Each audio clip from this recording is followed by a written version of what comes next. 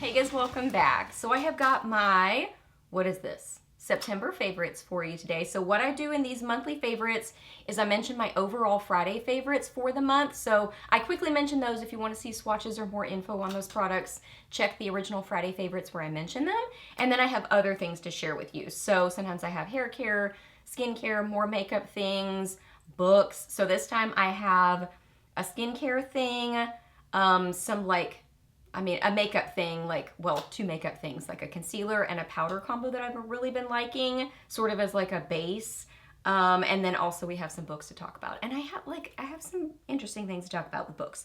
Okay, if you're new here, my name is Leslie. Welcome. I love to do favorites videos, new with the drugstore reviews, empties, get ready with me's. Just a lot of fun stuff here on my channel. So if you're new, I would love it if you hit that subscribe button and stuck around for a while. I'd love to have you here on my channel. So yeah, we are chatting about September monthly favorites. So let's get to it. Okay, so for overall Friday favorites, I have to mention MAC shadows. I mean, I've reached for these so often, especially Malt. Yeah, Malt. And I would say like Royal Rendezvous. I reach for this one a lot. Embark and Carbon as liners. Even this one, which I think is Libra, sometimes over my liner. So just MAC shadows in general. But some of those that I just mentioned, I would say I have been reaching for the most. And then also, I love this on the cheeks, but especially on the eyes. OFRA sent this to me, the Midi palette. This is new in Heavenly Blooms. So beautiful. So this is gorgeous as a blush. This is like a blush lighter, but on the eyes, oh my goodness. It's so pretty. I love it so much. So yeah, reaching for that a lot. Overall blush favorites, I would say Laura Geller blushes. I just keep reaching for, but especially these two. And these were both kind of surprise favorites. Like I got them in a sale and I really didn't know if I just kind of got them because I wanted to try them, but then also to kind of like, try all the different shades because they were on like super duper sale. And I really love her blushes, but especially this one, Down to Earth, it looked so kind of deep purple. I really didn't think this one was going to end up being a favorite, but I love this. I love it on the eyes. I love it on the cheeks. It is just so pretty. It's this gorgeous like rosy shade. Oh my goodness. Totally a surprise favorite, but just a standout, and I keep reaching for it, and it's now an overall favorite from my Laura Geller blushes. And then Tropical Peach. I thought this one was going to be very peachy, but no, it's more, see, I said I don't swatch these things, but here you go. You're getting some little like fun extra swatches. This has quite a bit of pink in it, and it's got this like kind of punch and brightness to it that I think is fun, which is funny. Oh, I was going to say it's not Tropical Punch. It's Tropical Peach. I was going to say, oh, that's in the name. No. But it has like a brightness to it that I think is really fun. These are so blendable and beautiful on the skin. I absolutely love them. They are some of my very favorite blushes ever. They are just great. Then I would say for lips, I love these. Again, from Laura Geller. These are the Jelly Balm Hydrating Lip Colors in Very Black Cherry and Plum Happy. I love both of these shades.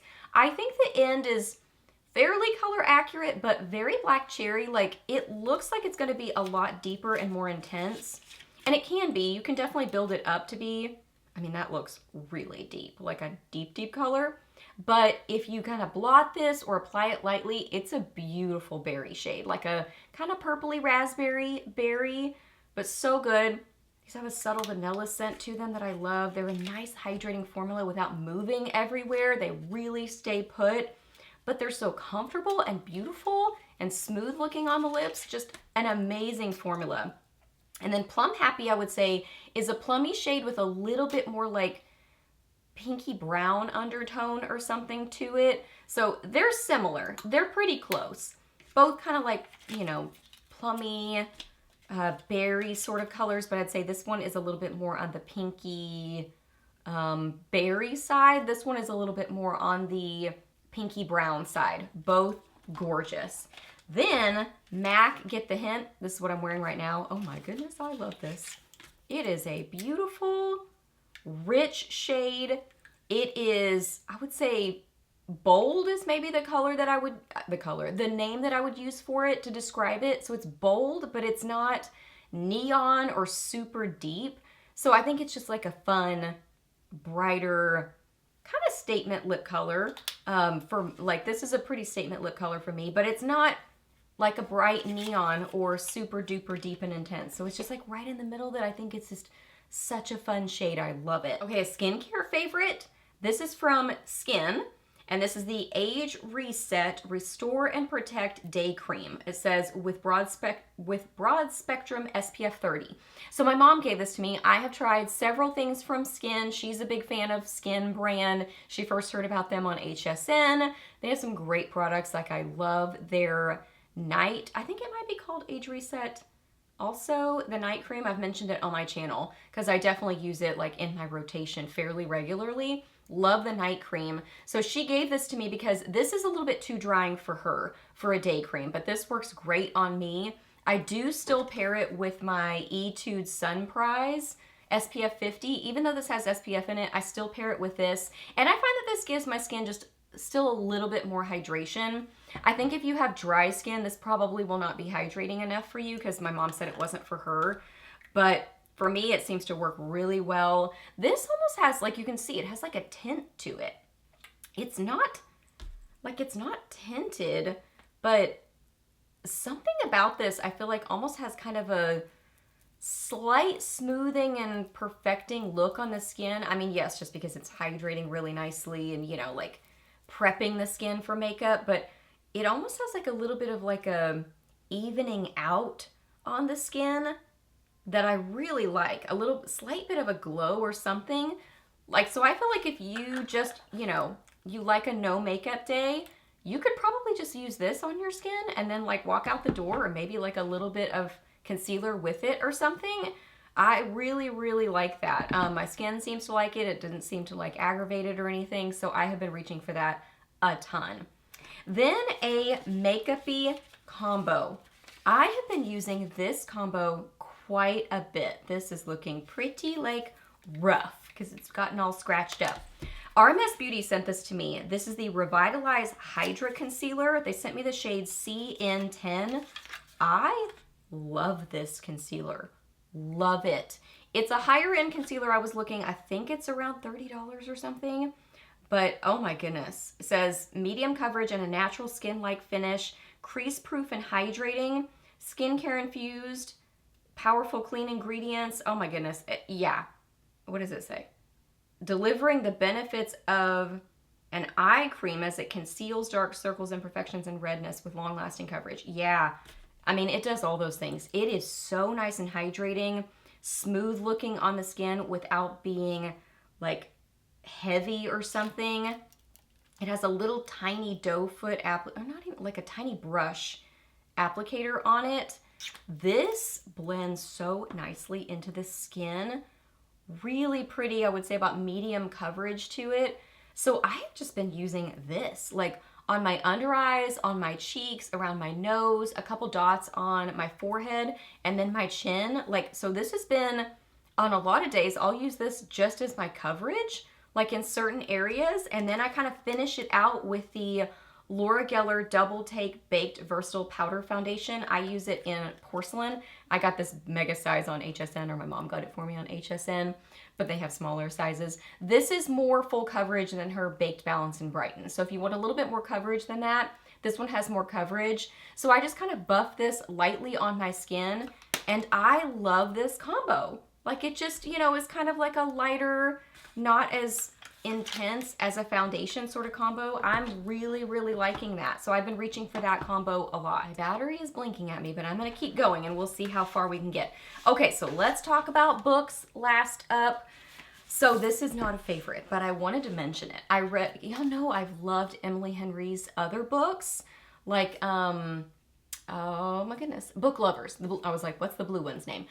Book Lovers. I loved that one. Beach Read I really liked. People We Meet on Vacation. Well, my camera cut me off because I'd been filming too long and then I just went ahead and changed the battery. Anyway, this is her newest one, Great Big Beautiful Life.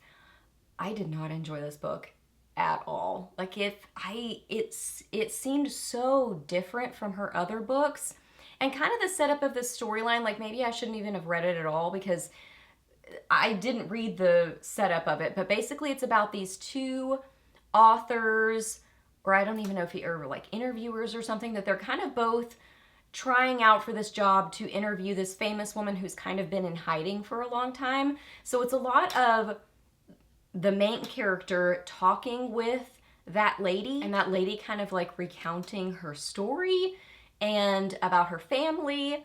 And her family is just kind of like, they have a lot of arguing and drama and fighting, and so it's a lot of telling, and it's a lot of kind of like depressing storylines. So the main two characters that you think are going to be the romance are those two kind of author people, but they don't interact very often. At least it felt like to me, like there weren't that many interactions with them. It was more her interviewing the lady about storylines I didn't really care about, and so it felt slow and boring. And then their interactions were few and far between, and then they were very like just kind of physical, like just immediately, you know, like there's not a really much of a friendship built, and it did not work for me at all. So this is not a favorite. This is like a, I don't know what happened, like to the point that I'm like, if her books like start going in that direction, I don't know that I'm gonna want to read any more of them, because I did not enjoy that book at all. I really read with my eyes way more than I ever read with an audiobook, but I can tell when I'm really not enjoying a book when I switch to audiobook and I'm speeding it up really quickly because I'm just trying to get through the book. That's what I did with this one, because I wanted to know what happened. I wanted to finish the book, but I was not having a good time. Then I read Ruth Ware 0 Days. So she and her husband, like, you know, work kind of in tech, and he's kind of the techie part, like breaking into systems, and then she goes into the buildings. So this has a very kind of like adventurous, you know, thriller sort of a theme to it. But then something tragic happens to her husband, and she is being investigated for his unaliving, and it's basically her on the run and trying to solve what happened to her husband. And it's kind of like a Survivor sort of a thriller that she's, you know, trying to like make do. She's trying to solve the mystery. So it was very exciting, very like action packed. There's a little bit of like medical stuff in it was a little bit like to read about sometimes. So that was a little much for me. But the adventure and trying to figure out the mystery and all that, I thought was really, really good. I like Ruth Ware. Like the books that I've read from her, like I really liked It Girl. It was a very dark academia book. I really enjoyed that one.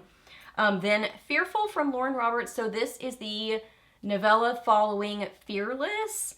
And this kind of follows one of the main characters in the third book, in Fearless. And you're kind of getting more backstory on what was going on there. I don't want to say too much because I don't want to spoil anything. There is a character, I don't remember if this character was introduced in this book or in Fearless. I think maybe it was in Fearless. I don't know how I felt about that character. Like, I don't know how I felt about that perspective, and this had kind of like a little bit of a depressing sort of a feeling, and Lauren Roberts even said that like this was kind of her exploration in writing a little bit more moody and a little bit darker, and I didn't enjoy that. So I'm like, I really hope she goes back to her first two books, Powerless and Reckless. Like those were just like cutesier and YA. This is still YA, but it had like a heavier sort of feeling to it.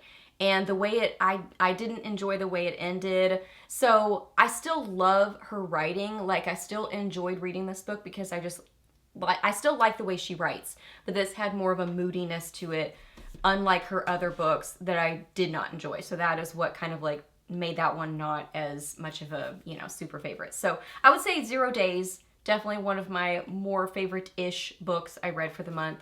And then I also read The Lady of Red River Valley from Gabrielle Meyer. So this is the second book in a series. I don't remember the name of the series. Does it say? Ladies of the Wilderness, I guess is what the series name is. So this is indie published, I believe. And it's funny how I feel like indie published books, there's just something that feels a little different about them. I guess it's like the traditionally published, there's more editors looking at them.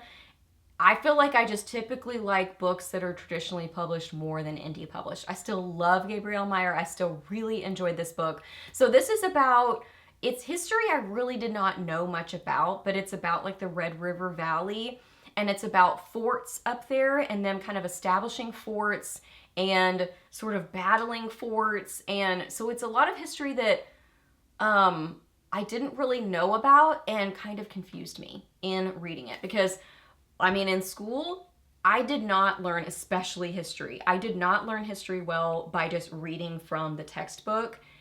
It just would not, like, I had a hard time absorbing the content that way. It was either more class discussions I would understand it, or watching a video I would understand it. So I guess more auditory talking about it, and I don't know what would be a video, I guess visual or whatever. So I find that I was a little bit confused with the history part. Loved the romance though. Anytime she has interactions between the main characters, so sweet, so heartfelt. I loved the characters. So I still really enjoyed this book, but it was not my absolute favorite from her. I definitely prefer the Timeless series over this series, but I think it's still a good time. Okay, so those are all my monthly favorites. I hope that you guys really enjoyed this video. Please hit a thumbs up if you did. Let me know down below what you have been loving in September. Ask me any questions that you have. I'm happy to answer those. Please subscribe to my channel if you're not already, and I'll see you in my next video. Bye!